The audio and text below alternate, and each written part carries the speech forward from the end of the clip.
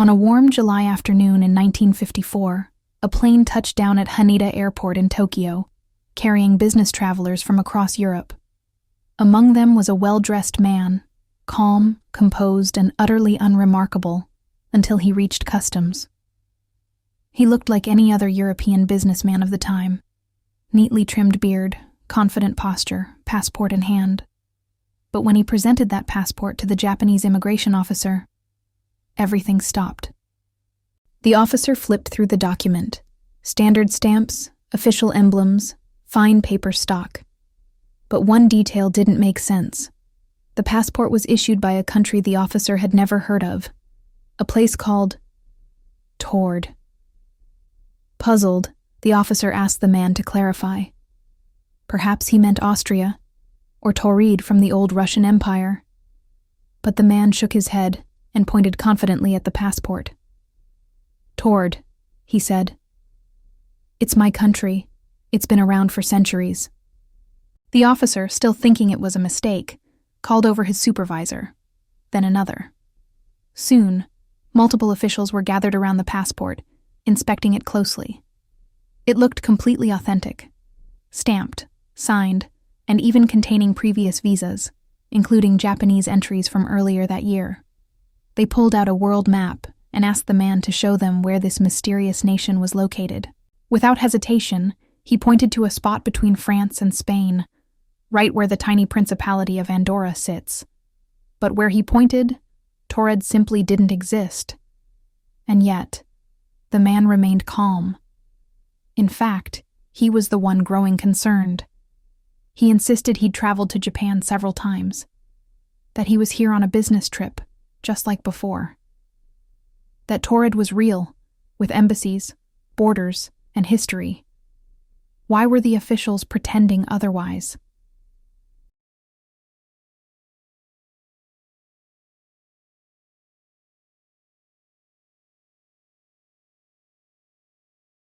Over the next several hours, what should have been a routine customs check spiraled into one of the most perplexing incidents ever recorded in modern airport history. A man who looked normal, spoke several languages fluently, and carried all the proper documentation, yet came from a country that didn't exist, and never had. And what happened next would remain one of history's most unexplained disappearances. He stood just over 5'9", mid-40s, salt and pepper hair slicked neatly back, a modest gray suit pressed to perfection. His shoes were polished, briefcase well-worn but sturdy, like someone who traveled often and with purpose. He didn't fidget, didn't sweat, didn't raise his voice. If anything, he looked bored, as if all of this was just a formality. When the officials questioned him further, he responded effortlessly. His Japanese, though accented, was fluent. So was his French, and his German, and English. Not just conversational, business level. Each sentence precise, each phrase chosen carefully. Not the ramblings of a delusional man, but the practiced speech of someone used to explaining international logistics, currency exchanges, and customs procedures. "This is my third trip to Japan this year," he said plainly, handing over a leather-bound itinerary. "I'm here to meet with a supplier in Tokyo. We've done business before." The immigration officials examined the document, a company letterhead, stamped and signed. The name of a real Tokyo-based firm, with a real address, and a name that matched a known executive.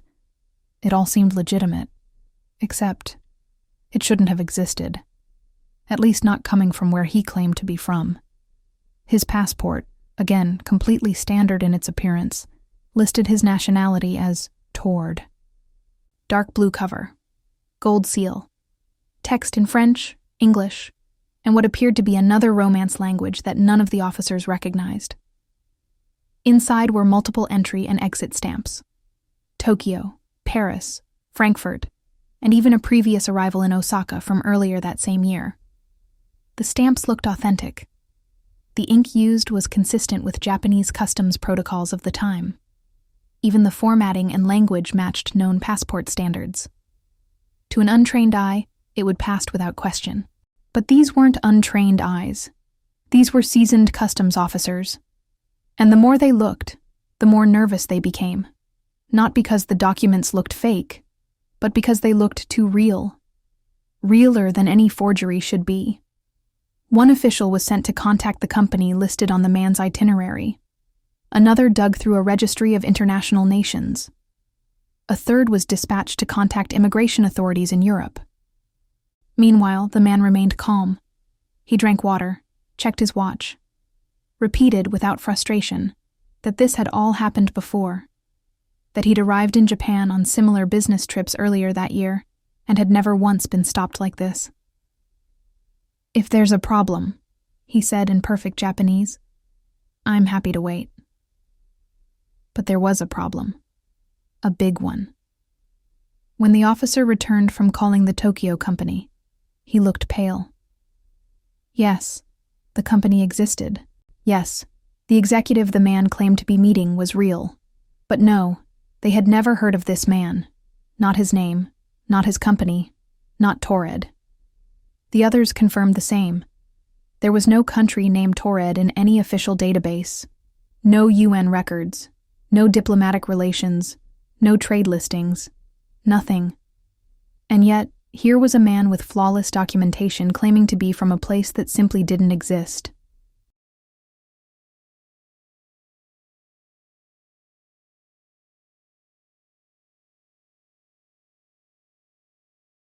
It wasn't just the existence of the passport that confused officials. It was how it fit perfectly into systems that had never heard of his country. The document scanned. The stamps matched. Even the Japanese visa page showed the correct dates and airport codes. Forgery? Possibly. But forgeries didn't explain how someone could get a document like this past multiple international checkpoints, or why someone would go through that much effort just to confuse airport officials in Japan. They started asking deeper questions. Where exactly is Taured located? How long has it existed? Who's the current prime minister? What's the currency? The man answered them all, without hesitation, without panic. In fact, he started asking questions of his own. What are you talking about? Of course Taured exists. It's between France and Spain. It's been on maps for 1,000 years. Are you trying to play a trick on me? And that's when the officers began to realize either this man was telling the most elaborate lie in history, or he believed every word he said. And if that were true, if he truly believed he was from a country that didn't exist, then what were they dealing with? A political spy? A man with amnesia? Or something no protocol had ever prepared them for? Who was this man? Where did he come from? And how could someone be so certain of something so completely impossible? The conversation had stalled. The man had presented his case, calmly, clearly, and convincingly. But there was one problem no explanation could smooth over. His country didn't exist on any map. So the officials did what any rational authority would do. They pulled out a full-sized world map, still slightly curled from storage, and laid it flat on the table. They asked him, politely but firmly, to point out where exactly this Taured was located. The man leaned forward without hesitation. His finger moved across France, skimmed the border of Spain, and landed firmly in the Pyrenees Mountains. Right here, he said, between France and Spain. You can see it, no? The officials looked at each other, then at the map. There was nothing there. Only the tiny principality of Andorra, an independent microstate that had existed since the early 13th century. That's Andorra, one of the officials said. The man frowned. No, it's Taured. It's always been Taured, since long before the war. He seemed genuinely confused, not frustrated, not angry, just perplexed, as if they were the ones who were misinformed, as if this was some kind of elaborate prank being played on him. Perhaps your maps are outdated, he offered. Taured has existed for over 1,000 years. We were recognized after the Treaty of Versailles. We've had peaceful relations with Japan for decades. The officials exchanged uneasy glances. They pulled out another map, this one a Japanese printed edition, and asked him again. The man pointed to the same place. Again, Andorra. "I don't understand," he muttered. "It should be right there." Then he pulled something from his briefcase, a small leather-bound atlas, worn at the corners. He flipped to a page with a map of Europe. His hands moved with confidence. And sure enough, there it was. Taured. Right where Andorra should have been. The lettering was clear, printed, not handwritten, borders outlined, capital city marked. Andorra was nowhere on the page. "You see?" he said. "It's right here, exactly where I said." The room fell silent. Was this a hoax? A forgery? Had he created his own map? But why? And to what end? The officials examined the atlas closely. It was printed by a company in London. The paper quality was standard. The fonts and layout matched British maps from the 1940s and 50s. Except this version didn't show Andorra at all. Only Taured. "Who printed this?" one official asked. "A national press office in Taured," the man answered, almost irritated by the question. "Same one that's printed our maps for decades. We share printing contracts with France and Belgium." Now he was growing suspicious. They were the ones acting strangely, not him. Why were they pretending not to know a country that had been on diplomatic rosters for generations? "Are you all playing a joke?" he asked, a hint of tension creeping into his voice. This has gone on long enough. And still, he wasn't angry. He was genuinely hurt. The kind of disbelief you see when someone realizes that the world they know doesn't match what everyone else believes. He went on to describe his home country in more detail. A parliamentary government. A population of about 600,000. The capital city, Tamanros. A bilingual society, French and a regional Romance language called Tarian. Their flag, 3 horizontal bands, green, white, and gold. They'd remained neutral during World War II, he said, but had sent humanitarian aid to France. His knowledge was extensive. He described major industries, textiles, banking, and alpine tourism. He named past presidents, shared historical dates, listed universities and military ranks. None of it matched any known history. To him, Taured wasn't just real. It was as real as Japan, or France, or Spain. The longer the interview continued, the more disturbing the contrast became. This wasn't someone bluffing. This wasn't a con artist grasping for details. This was a man who was deeply, completely certain of his truth. And that certainty, calm, polite, unwavering, was what made it so unnerving. Was this a case of delusion, an elaborate prank? Or was it something else? Something that couldn't be explained by maps, books, or logic? One thing was certain. The man believed Taured was real. And by the time authorities decided what to do next, he would be gone. As the hours passed, the man from Taured remained composed. Where most travelers would have grown angry, impatient, or defensive, he simply adjusted his tie and asked, "Would you like to see more documents?" The customs officers nodded cautiously. What he pulled out next only deepened the mystery. A set of official-looking papers, typed in formal business Japanese, outlined an agreement between his company, Taured Trading Corporation, and a well-known Japanese firm based in Tokyo. The letterhead matched. The Japanese signatures appeared authentic. The company's Hanko stamp was clean and precise. "We've been in discussions since April," the man explained. "This visit was scheduled to finalize our contract."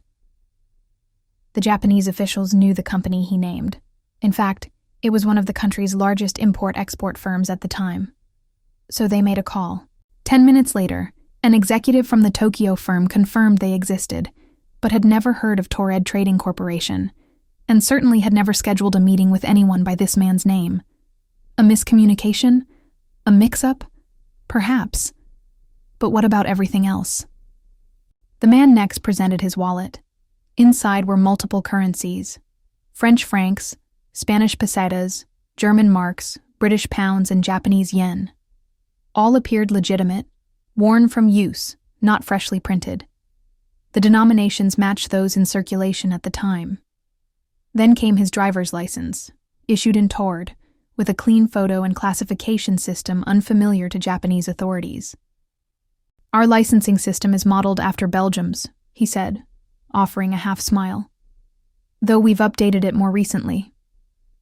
His business cards followed: professional quality, thick cardstock, clean fonts. Each one bore his name, his company, and a headquarters address located in Taured's capital city, Tamanrose. The cards even had local and international phone numbers printed on them, though none connected when dialed.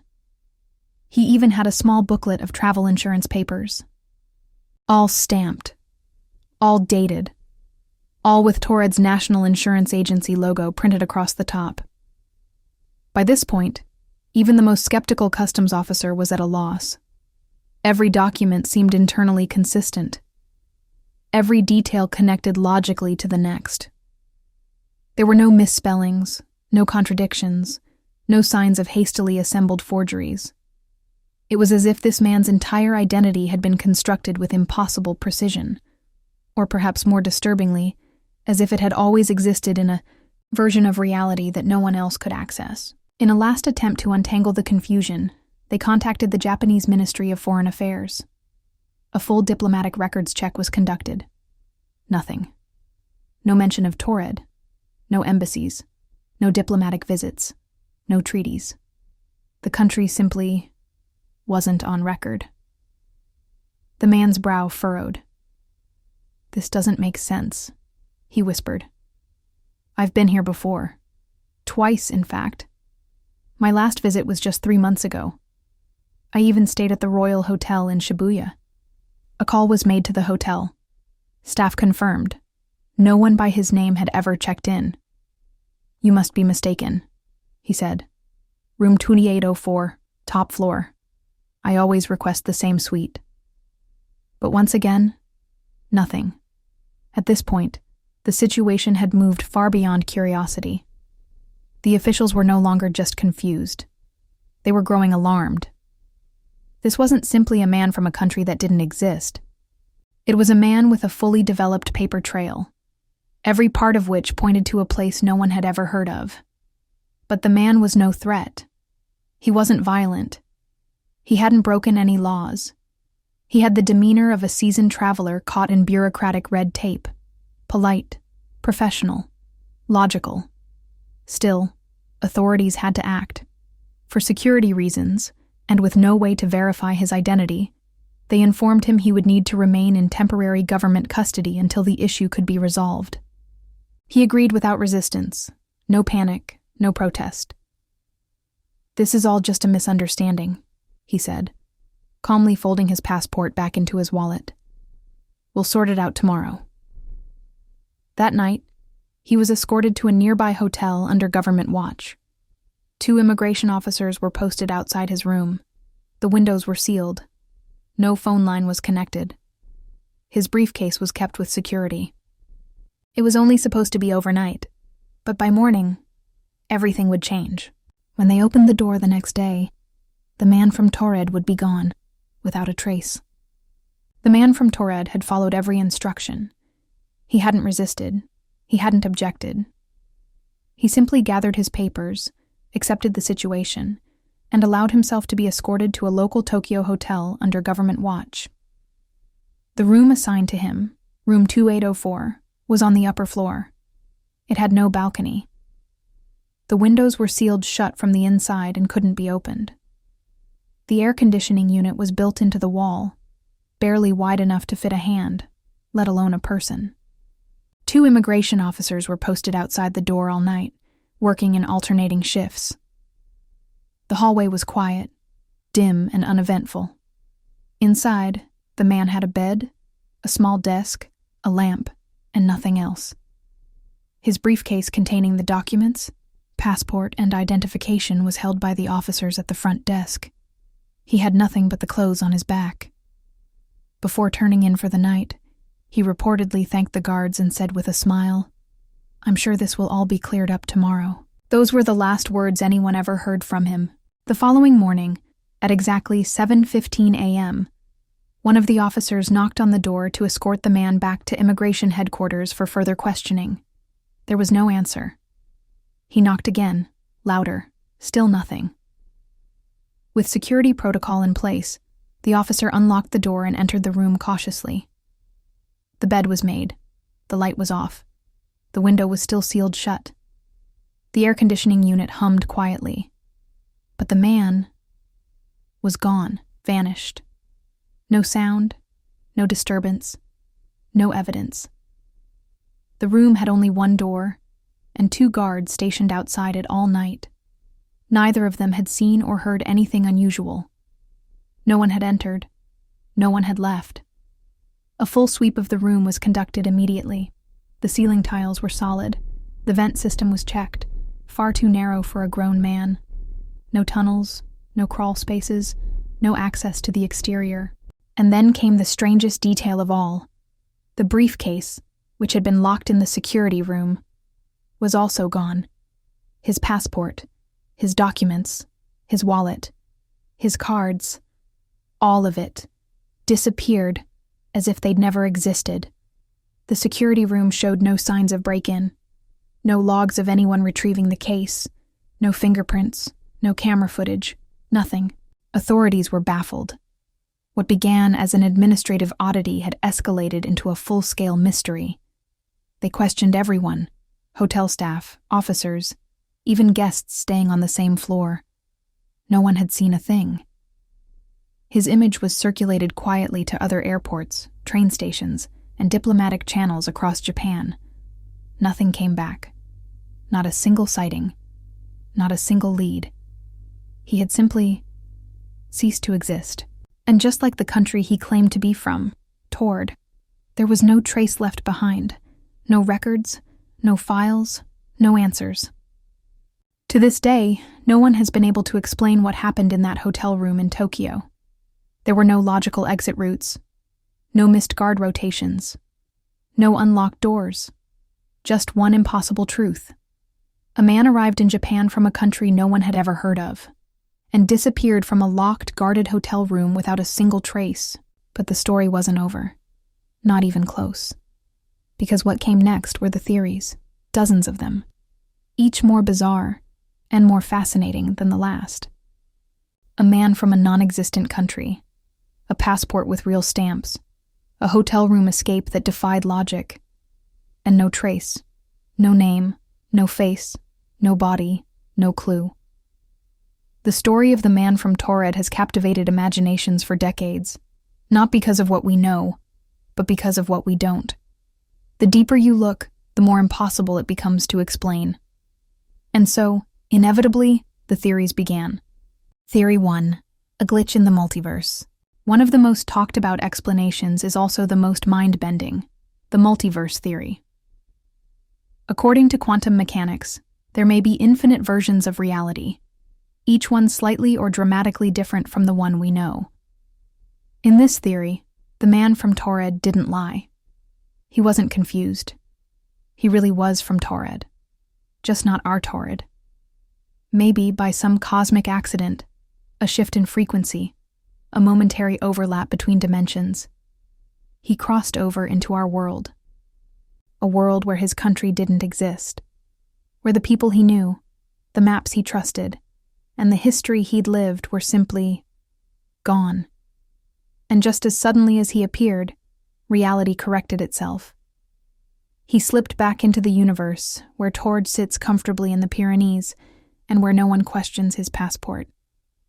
It sounds far-fetched, but as science continues to explore quantum entanglement and string theory, the multiverse is slowly moving from science fiction to scientific possibility. Theory 2. Government cover-up. Others believe the story of the Taured man never had anything to do with alternate realities, but instead with geopolitics. It was the 1950s. The Cold War was heating up. Espionage, defections, double agents, they were all very real. Some theorists suggest the man from Taured was a spy operating under a fabricated identity. Taured could have been a code name. The documents and stamps, meticulously forged by a foreign intelligence agency. Perhaps the meeting he referenced in Tokyo was a front for a covert operation, or an attempted defection gone wrong. When the operation failed, or was discovered, governments may have covered it up, fabricated a disappearance, destroyed the records, buried the identity. After all, how often do we hear of spies who simply vanished behind enemy lines, erased as though they never existed? This theory doesn't require bending the laws of physics, only accepting that truth, especially in espionage. It is often stranger than fiction. Theory 3, the Mandela effect. There's also a theory rooted in modern internet culture, the Mandela effect. Coined after thousands of people mistakenly believed Nelson Mandela died in prison in the 1980s, the Mandela effect suggests that groups of people can misremember the same detail, creating a kind of false collective memory. Some believe these aren't just memory glitches, but evidence of shifting realities. That history itself may be fluid, and our brains occasionally remember versions of reality that no longer exist. The Taured case, then, becomes more than just a mystery. It becomes a symptom of something larger, a shift, a rewrite, a moment where two timelines blurred, and only one man remembered what the world used to be. Theory 4, psychological breakdown. But not all theories require science fiction. Some researchers have proposed that the man may have been suffering from an acute psychological disorder, perhaps a rare case of confabulation, where the brain fills in memory gaps with fictional details that the person fully believes to be true. Under extreme stress, travel, jet lag, identity confusion, it's possible the man constructed an alternate identity so vivid, so complete, that even he didn't realize it wasn't real. It's a chilling thought, that a human mind, when pushed far enough, can invent entire histories, complete with governments, currencies, and even maps. But if that were the case, how do we explain the documents, the map, the briefcase full of Taured artifacts? Could a single deluded mind have fabricated so much, so convincingly? Theory 5, the internet and the legend. It wasn't until decades later that the man from Taured story began circulating widely. In the early 2000s, the tale re-emerged on forums, conspiracy websites, and later, YouTube. People began to connect the dots, compare timelines, and dig into archived reports. The original source is often said to be a 1981 book by Colin Wilson, titled The Directory of Possibilities, which briefly mentioned the case. But over time, details were added, altered, or lost, blurring the line between truth and myth. Was room 2804 ever real? Were guards actually posted? Did Japanese records mention this man at all? The legend grew. And the more the internet tried to explain it, the more mysterious it became. Like all great unsolved mysteries, the man from Taured invites us to participate, not just as observers, but as theorists. In the end, maybe it doesn't matter which theory is true. Maybe what draws us in is the possibility that any of them could be. A man arrived with a passport from a country that didn't exist. He vanished without a trace, and the world has been trying to explain him ever since. Borders, countries, flags, identities. We treat them as permanent, lines drawn on maps, facts etched into history. But what if they aren't? What if reality isn't as rigid as we believe? The story of the man from Taured is more than a passport puzzle or a bureaucratic mystery. It's a question that pierces deeper. How much of our world do we assume is fixed, simply because we've been told it is?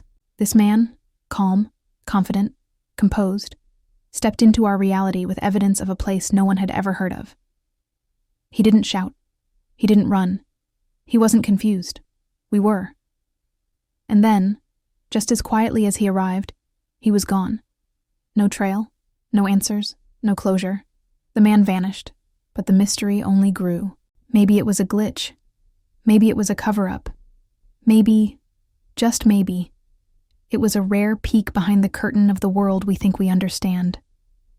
Because if one man could slip through the cracks of time and space, what else might have? What do you think happened to the man from Taured? Was he a traveler from another dimension? A Cold War ghost? A man caught in the web of his own mind? Drop your theory in the comments. We read them all. And if you love unraveling the strangest stories history forgot, subscribe for more. Because here at Minds Behind History, we don't just tell stories. We chase the ones no one dares to explain.